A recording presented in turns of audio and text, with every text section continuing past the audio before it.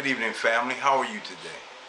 Thank you for allowing me to share a little bit of information that I've come across and to spend some time with me and pay attention to my particular uh, discussion here.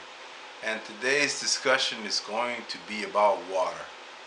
And water is something that is, we think we know a lot about it, and we kind of take it for granted, but it's probably the second most important substance to life. The first being obviously air, because you can go days without food, or I should say, I'm sorry, back up. We can go weeks without food, days without water, minutes without air. So water in that hierarchy would be the second most important substance. And I want to discuss it because it's a very big problem for us these days. But before I get more into the discussion, I wanted to do some analysis of biblical references. I'm going to discuss first the Bible and King James Version, section 6, 7, 8. Hand me the Bible, Mika. And then I'm going to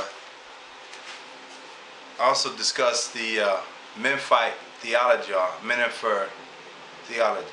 Okay, so King James Version 6, 7, and 8, they talk about water. The first mention of water, and it says in the 6th verse, "And God said, let there be a firmament, in the midst of the waters, and let it divide the waters from the waters." Interesting. Water from water. "And God made the firmament, and divided the waters which were under the firmament from the waters which were above the firmament, and it was so. And God called the firmament heaven, and the evening and the morning were the second day." So already in the Bible they're recognizing the importance of water. And moving further back to the Menifer or Memphite theology, it discusses Ptah coming out of the Num, or the primeval waters.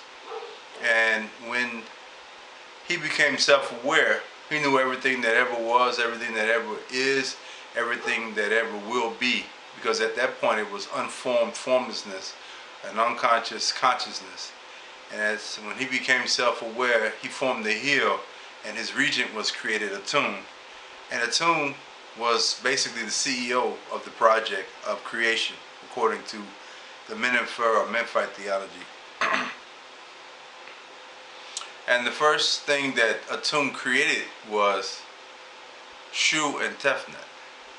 And Shu is space, volume, or air.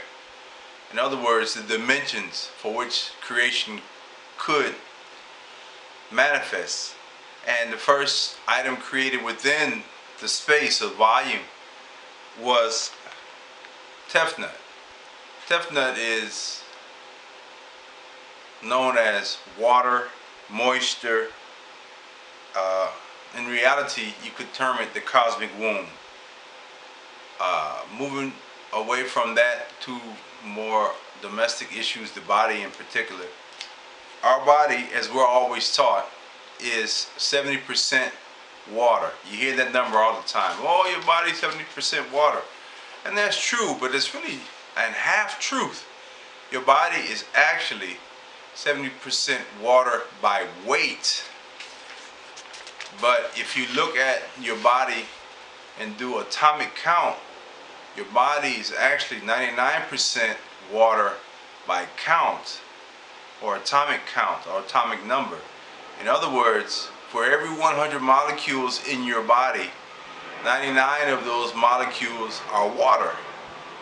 Hence, the importance of water is much greater than this 70%.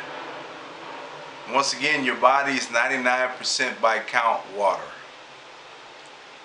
And you know, most illnesses are a result from dehydration, bad water, and the chemicals. Right now, most of our water, at least in the U.S. and a lot of different, in this country, it's horrible. The water is filled with fluorides, filled with chlorides, and medical waste, and drugs, it's pharmaceuticals, it's a horrible mix of water with what we get out of the tap.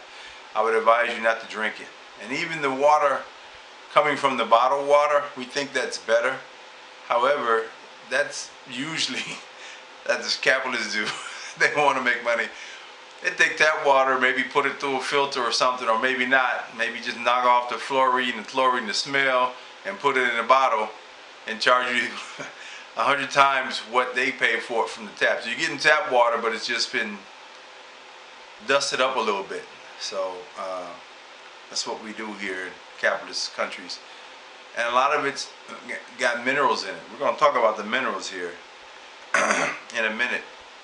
But it's recommended, and I think this is pretty accurate, you should drink at least a gallon of water a day. Now some of you might say, oh, that's too much water. A gallon, that's too much. Well, if you can't drink a gallon, try to drink half of your body weight in ounces of water per day. So in other words, if you weigh 100 pounds, half of 100 pounds would be 50 pounds, but we're going to switch the units to ounces. So try to drink 50 ounces, which would be a little less than a gallon, because a gallon is 128 ounces, so 60 or 64 would be a half a gallon. So try to drink a little less than a half a gallon of water a day if you weigh 100 pounds. Most of you probably weigh more than 100 pounds. You know, God, the Creator, provides the most pure drinking water that there is, and that's through the hydrological cycle, where the water is evaporated, goes into the sky, and then it condenses, nucleates, and rains down upon us. We call it rainwater. Rainwater is the most pure water created by God, the Creator. Alternatively, we can drink man-made pure water, which is distilled water. We need to drink pure water. Pure water is the most important thing to consume. Now we're going to talk a little bit about organic versus inorganic minerals, because the big argument is that you should not drink distilled water because distilled water will leach out minerals from your body.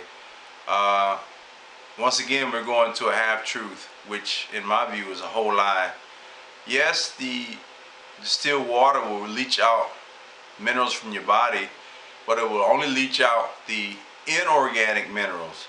The inorganic minerals being the ones that are laying in your arteries, laying up on your joints, causing arthritis, causing plaque, causing gallstones, and other particular ailments. So when you drink pure water, you will be dissolving those particular ailments or minerals from your body and improving your health. Organic minerals will stay in your body. They will not dissolve. They're actually within the matrix of your body, within your existence, because they're coming from plants who have taken the minerals from the earth, mixed them with sunshine, and infused them with these minerals in the water. And so when you consume it, it's already within your body.